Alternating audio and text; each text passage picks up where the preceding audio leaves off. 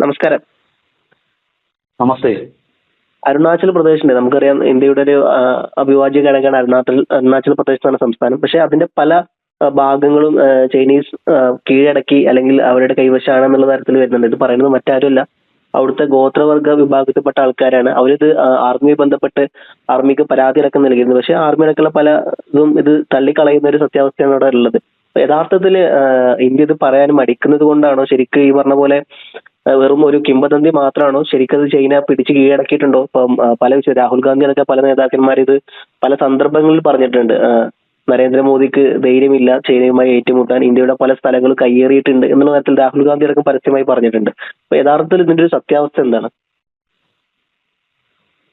ഫൗസ് പറഞ്ഞത് ശരിയാണ്. ഇങ്ങനെ ഒരു പരാതി, അതായത് ലൈൻ ഓഫ് ആക്ച്വൽ കൺട്രോളിൽ അത് ഒരു പ്രത്യേക പ്രദേശത്താണ് ഇങ്ങനെ ഒരു ഇൻകർഷൻ, നുഴഞ്ഞുകയറ്റം ചൈനയുടെ ഭാഗത്തു നിന്ന് ഉണ്ടായതായിട്ട് പരാതി വന്നിരിക്കുന്നത്. അപ്പർ സുബൻസിരി എന്ന പ്രദേശത്ത്, അത് അരുണാചൽ പ്രദേശിലെ ദക്ഷിൺ റവന്യൂ പ്രദേശമാണ്. ആ പ്രദേശത്തെ അപ്പർ സുബൻസിരിയിൽ ലൈൻ ഓഫ് ആക്ച്വൽ കൺട്രോളിൽ കഴിഞ്ഞ ഒരു 5-6 വർഷമായിട്ട് ചില പ്രദേശങ്ങളിൽ ഈ ചൈനയുടെ പട്ടാളം കയ്യേറുകയും അവിടെ റോഡ് പണിയുകയും അതുപോലെ മറ്റ് ചില സ്ട്രക്ചറുകൾ ഉണ്ടാക്കുകയൊക്കെ ചെയ്തതായിട്ട് ആ പ്രദേശത്തുള്ള നാ എന്ന് പറയുന്ന ഗോത്രവർഗക്കാര്, നാ ട്രൈബാണ് ഇങ്ങനെ ഒരു പരാതി ഉന്നയിച്ചിരിക്കുന്നത്. അവരുടെ നാ വെൽഫെയർ സൊസൈറ്റി പ്രസിഡന്റ് കേരു ചാഡർ, ഇവരുടെ പേരുകളൊക്കെ പ്രത്യേക രീതിയിലാണ്. കേരു ചാഡറാണ് ഈ പരാതി കേന്ദ്ര ഗവൺമെന്റിന്റെ മുന്നിൽ എത്തിച്ചിരിക്കുന്ന. പ്രതിരോധ വകുപ്പിന്റെയും ആഭ്യന്തര മന്ത്രാലയത്തിലും അദ്ദേഹം ഈ പരാതി എത്തിച്ചിട്ടുണ്ട്. പ്രദേശത്തു നിന്നുള്ള MLA ആയ അതായത് നാച്ചോ എന്ന മണ്ഡലമാണ് അവിടുത്തെ MLA ആയിട്ടുള്ള നലോ, അദ്ദേഹം നഗൽപ് നലോ ഈ ആരോപണങ്ങൾ ഗൗരവമായ ആണെന്നും ഇത് അന്വേഷിക്കണമെന്നും കേന്ദ്ര സർക്കാരിനോട് ആവശ്യപ്പെട്ടിട്ടുണ്ട്. അപ്പോ ഇതൊരു വല്ലാത്ത ഒരു ഗുരുതരമായിട്ടുള്ള ഒരു പ്രശ്നമാണ്. പക്ഷേ ആർമി, ഇന്ത്യൻ സൈന്യം ഈ ഒരു ആരോപണം പൂർണ്ണമായിട്ട് നിഷേധിച്ചിരിക്കുകയാണ്. ഇന്ത്യൻ സൈന്യം പറയുന്നത് അങ്ങനെ ഈ പ്രദേശത്ത് ഇന്ത്യയുടെ കൈവശം ഉണ്ടായിരുന്ന 1 ഇഞ്ച് ഭൂമി പോലും ചൈന അതിക്രമിച്ച് കയറിയിട്ടില്ല എന്നുള്ളതാണ്. നമുക്ക് ഇതിന്റെ വാസ്തവം എന്താണ് എന്ന് പറയാൻ എനിക്ക് സാധിക്കുന്നില്ല. ആ പ്രദേശത്ത് നിന്നുള്ള ആൾക്കാർ പറയുന്നതിനെ ഒറ്റയടിക്ക് തള്ളിക്കളയാൻ ഞാൻ തയ്യാറല്ല. പക്ഷെ ഇന്ത്യൻ സൈന്യം പറയുമ്പോൾ എനിക്ക് അതിനെ അവിശ്വസിക്കാൻ വയ്യ. അങ്ങനെ ഒരു നോമാൻസ് ലാൻഡിലാണ് ഇപ്പം ഇതിനെക്കുറിച്ച് വിശകലനം ചെയ്യുമ്പോൾ മാധ്യമങ്ങളിലും ഒക്കെ വരുന്ന വാർത്തകളിലും എല്ലാം തന്നെ അങ്ങനത്തെ ഒരു സംശയത്തിന്റെ ഒരു ദൃഷ്ടിയിലാണ്. പിന്നെ പലപ്പോഴും സംഭവിക്കാറുള്ള ഒരു കാര്യം, ഈ ലൈൻ ഓഫ് ആക്ച്വൽ കൺട്രോൾ എന്നുള്ളതാണ്. ഒരു ഇന്റർനാഷണൽ ബോർഡർ അല്ല ഇന്ത്യയുടെയും ചൈനയും വേർതിരിക്കുന്നത്. അതിനെ പറയുന്നത് ലൈൻ ഓഫ് ആക്ച്വൽ കൺട്രോൾ എന്ന്, അതായത് യഥാർത്ഥ നിയന്ത്രണ രേഖയാണത്. അതൊരു കൃത്യമായ അതിർത്തിയായിട്ട് 2 രാജ്യങ്ങൾ തൽക്കാലത്തേക്ക് ഈ രീതിയിലാണ് അവിടെ കാര്യങ്ങൾ നിയന്ത്രിക്കുന്നത്.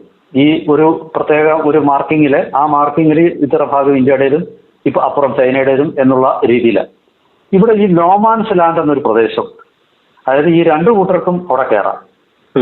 പക്ഷെ അത് 2 കൂട്ടരുടെയും അല്ല. പക്ഷെ ഞാൻ മനസ്സിലാക്കുന്നത് ഈ കഴിഞ്ഞ കുറച്ച് നാളായിട്ട് ഈ നോമാൻസ് ലാൻഡിലേക്ക് ചൈന അതിക്രമിച്ച് കയറുന്നുണ്ട്. അതാണ് ഒരുപക്ഷെ ഇവിടെ സംഭവിച്ചിരിക്കാവുന്നത്. അതായത് ഗോത്രവർഗക്കാർ പറയുന്നത് അവർക്ക് കാലാകാലങ്ങളിലായിട്ട് അവർ ഈ പ്രദേശത്ത് അവരുടെ കന്നുകാലികളെ അവിടെ മേയ്ക്കാൻ വിടുകയും, അതായത് ഗ്രേസിങ്, ഹണ്ടിങ്, അവർക്ക് വേട്ടയാടുകയും അങ്ങനെയൊക്കെയുള്ള അഗ്രികൾച്ചറൽ ആക്ടിവിറ്റീസ്, കാർഷിക പ്രവൃത്തികൾ, ഇതൊക്കെ അവർ ചെയ്തുകൊണ്ടിരുന്ന പ്രദേശമായിരുന്നു അത്. പക്ഷെ ഇപ്പൊ ചൈന അത് സമ്മതിക്കുന്നില്ല. PLA, പീപ്പിൾസ് ലിബറേഷൻ ആർമി അത് സമ്മതിക്കുന്നില്ല എന്നുള്ളതാണ്. അത് സൈന്യം പറയുന്നത് ഇന്ത്യയുടെ കൈവശമുള്ള ഭൂമി കൈയേറിയിട്ടില്ലെന്നാണ്. ഒരുപക്ഷെ ഇത് 2 ശരിയാവാം. ഞാനീ പറഞ്ഞ ഈ നോമാൻസ് ലാൻഡിലായിരിക്കാം ചൈന ആധിപത്യം ഉറപ്പിച്ചിരിക്കുന്നത്. ഇന്ത്യ വ്യക്തമായിട്ടും ഇന്ത്യൻ പട്ടാളത്തിന്റെ കയ്യിലിരിക്കുന്ന ഭൂമിയിൽ ചൈന കയറിയിട്ടില്ലായിരിക്കാം. പക്ഷേ നോമാൻസ് ലാൻഡിൽ ചൈന കയറിയാൽ പോലും അതിൽ ഒരു ആശങ്കപ്പെടേണ്ട കാര്യമുണ്ട്. എന്തെന്നാൽ ഈ നോമാൻസ് ലാൻഡ് യഥാർത്ഥത്തിൽ ഒരു ബഫർ സോൺ പോലാണ്. നോമാൻസ് ലാൻഡ് ചൈനയുടെ കയ്യിലായാൽ ചൈന കുറച്ചുകൂടെ ഇന്ത്യയുടെ അതിർത്തിയിലേക്ക് വരികയാണ്. ചൈന നമ്മുടെ അടുത്തേക്ക് എത്തുകയാണ്. അപ്പൊ ചൈന നമ്മുടെ ഇന്നലെ വരെ എന്റെ വീടും അപ്പുറത്തെ നടുക്കൂട് റോഡാണ്.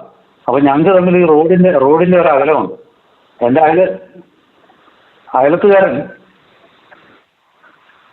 ആ റോഡ് കയ്യേറി കഴിഞ്ഞാൽ എന്തായിരിക്കും സംഭവിക്കുന്നത്? അങ്ങനെ റോഡ് കയ്യേറി കഴിഞ്ഞാൽ അയാൾക്ക് കൂടുതൽ അഡ്വാൻറ്റേജ് വരികയാണ്. അപ്പോ അങ്ങനെ ഒരു സംഭവം ചൈന ഇന്ത്യ ഈ അതിർത്തി തർക്കത്തിൽ ചിലയിടത്തെങ്കിലും സംഭവിച്ചിട്ടുണ്ടോ എന്നുള്ളൊരു സംശയം ഇവിടെ വരുന്നു. കേന്ദ്ര സർക്കാർ അതിന് കൃത്യമായ മറുപടി പറയട്ടെ എന്നാണ് ഞാൻ ചിന്തിക്കുന്നത്. ഇപ്പോൾ സൈന്യം മാത്രമാണ് ഇതിന്റെ വ്യക്തമായ നിഷേധക്കുറിപ്പ് ഇറക്കിയിരിക്കുന്നത്. രാഹുൽ ഗാന്ധി പലപ്പോഴും പറഞ്ഞിട്ടുള്ള കാര്യം ഏകദേശം 2000 നാളിതുവരെ ഏകദേശം 2000-ഓളം കിലോമീറ്റർ അരുണാചലിന്റെ ഭാഗങ്ങൾ പിടിച്ച് കീഴടക്കിയിട്ടുണ്ട്. അത് പോയി ചെക്ക് ചെയ്യാനടക്കം പെർമിഷൻ കൊടുക്കുന്നില്ല എന്ന തരത്തിലൊക്കെ പറഞ്ഞായിരുന്നു.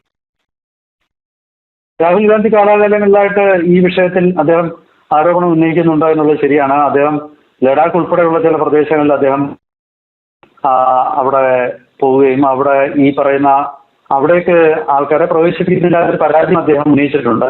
ഞാൻ തൽക്കാലം എനിക്ക് അതിന്റെ ഒരു വസ്തുതകൾ എനിക്കിപ്പോൾ പറയാൻ പറ്റുന്നില്ല.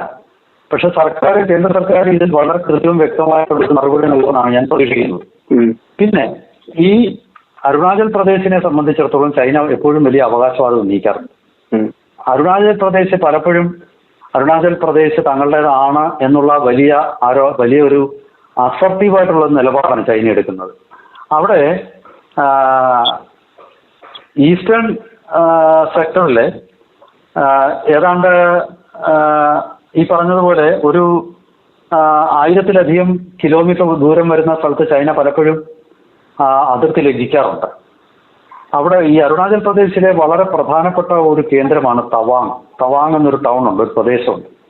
ഈ തവാങ് പിടിച്ചെടുക്കാൻ ചൈന പലപ്പോഴും ശ്രമിച്ചിട്ടുണ്ട്. 2020-ലും 2022-ലും വലിയൊരു ശ്രമം ചൈന നടത്തി. ഏതാണ്ട് 600-ഓളം ചൈനീസ് പട്ടാളക്കാര് 2022-ൽ പെട്ടെന്ന് ഈ അതിർത്തി ലംഘിച്ച ഇന്ത്യയിലേക്ക് അവർ പൂർണ്ണമായിട്ടും ആയുധധാരികളായിരുന്നു. അത്യാധുനിക ആയുധങ്ങളുമായിട്ട് അവർ തവാങ്ങിലേക്ക് ഉള്ള പാതയിലേക്ക് കയറി. അപ്പോൾ ഇന്ത്യൻ സൈന്യം അതിശക്തമായിട്ട് പ്രതിരോധിച്ചു. ഈ ഇരു സൈന്യങ്ങളും തമ്മിൽ ഉന്തും തള്ളുണ്ടായി. അവസാനം ഇന്ത്യ അവരെ പിടിച്ചു തള്ളിയപ്പോൾ ഇന്ത്യൻ സൈന്യത്തോട് തൽക്കാലം അവർക്ക് നേരിടാൻ പറ്റുന്നില്ല എന്ന് കണ്ടിട്ട് അവർ പിൻവാങ്ങുകയാണ് ചെയ്തത്. ഈ തവാങ്ങിന്റെ ഒരു പ്രത്യേകത, തവാങ് ടിബറ്റൻ ബുദ്ധമതക്കാരുടെ ടിബറ്റിലുള്ളതും ഇന്ത്യയിലുള്ളതുമായ ബുദ്ധമതത്തിന്റെ രണ്ടാമത്തെ ഏറ്റവും വലിയ പ്രശസ്തമായ അല്ലെങ്കിൽ പിൽഗ്രിമേജ് സെന്ററാണ്, പവിത്രമായ കേന്ദ്രമാണ്. അപ്പോൾ ഈ തവാങ് കൈവശപ്പെടുത്താതെ ടിബറ്റിന്റെ ഭരണകൂടത്തിന്റെ ആത്മീയ നേതൃത്വം ചൈനയുടെ കയ്യിൽ എത്തില്ല. 6ാമത്തെ ദലൈലാമ ജനിച്ചത്, പല ദലൈലാമമാരുണ്ടായിട്ടുണ്ട്. അതിൽ 6ാമത്തെ ദലൈലാമയാണ് ഈ ഗുരുക്കന്മാരുടെ ഗുരു പോലെ വലിയ ബഹുമാനം ബുദ്ധമതത്തിലുള്ള ആളാണ് 6ാമത്തെ ലാമ ജനിച്ചത് തവാങ്ങിലാണ്. അതുപോലെ തന്നെ ഇപ്പോഴത്തെ ദലൈലാമ ടിബറ്റ് ചൈന പിടിച്ചെടുത്തപ്പോൾ അദ്ദേഹം ടിബറ്റിൽ നിന്ന് രക്ഷപ്പെട്ട് ഇന്ത്യയിലേക്ക് വന്നപ്പോൾ ആദ്യം എത്തിയത് തവാങ്ങിലാണ്. തവാങ്ങാണ് ഓരോ ടിബറ്റുകാരന്റെ മനസ്സിലെ ഒരു, ഇപ്പം പൊതുവെ ഹിന്ദുക്കൾ കാശിയിലേക്ക് തീർത്ഥാടനം നടത്തുന്ന പോലെ, മുസ്ലിങ്ങൾ മക്കയിലേക്ക് തീർത്ഥാടനം നടത്തുന്ന പോലെ, അങ്ങനെ വല്ല റോമിലേക്ക് ക്രിസ്ത്യാനികൾ പോകുന്ന പോലെ അങ്ങനെയൊക്കെയുള്ളൊരു വലിയ ഒരു തീർത്ഥാടക കേന്ദ്രമാണ് ഈ തവാങ്. അപ്പൊ തവാങ് കൈവശം ഉണ്ടെങ്കിൽ ചൈനയ്ക്ക് ടിബറ്റിന് മേലുള്ള ഒരു ആത്മീയ പൂർണ്ണമാകും. ഇതിലെ വസ്തുതകൾ കൃത്യമായിട്ട് കേന്ദ്ര സർക്കാർ രാജ്യത്തിനോട് വിശദീകരിക്കട്ടെ. സൈന്യത്തിൻ്റെതായ വിശദീകരണം നൽകി. പക്ഷെ സൈന്യം നൽകിയ വിശദീകരണത്തിൽ ഇന്ത്യയും ചൈനയും തമ്മിൽ ഒരു വർഷം 110 ഫ്ലാഗ് മീറ്റിംഗ് നടത്തിയിട്ടുണ്ട്. അങ്ങനെയൊക്കെയുള്ള ഒരു വിശദീകരണമാണ്. അപ്പോ ഇങ്ങനത്തെ വിഷയങ്ങളിൽ നമുക്ക് കറുപ്പും വെളുപ്പും എന്നുള്ള രീതിയിലുള്ള മറുപടികൾ തന്നെ ലഭിക്കണം. എങ്കിലേ സംശയാതീതമായിട്ട് ആ കാര്യം നമുക്ക് പറയാൻ പറ്റുകയുള്ളൂ. ഇവിടെ ഒരുപാട് ഗ്രേ ഏരിയാസ് ഉണ്ട് ഇതിനകത്ത്. എന്താണ് ഇതിന്റെ ഒരു വസ്തുത എന്നുള്ളത് കേന്ദ്ര പ്രതിരോധ മന്ത്രി അദ്ദേഹം വെളിപ്പെടുത്തുമെന്ന് ഞാൻ പ്രതീക്ഷിക്കുകയാണ്. എന്തായാലും ശരി, ഇത് വളരെ ഗൗരവമായ ഒരു ആരോപണമാണ്.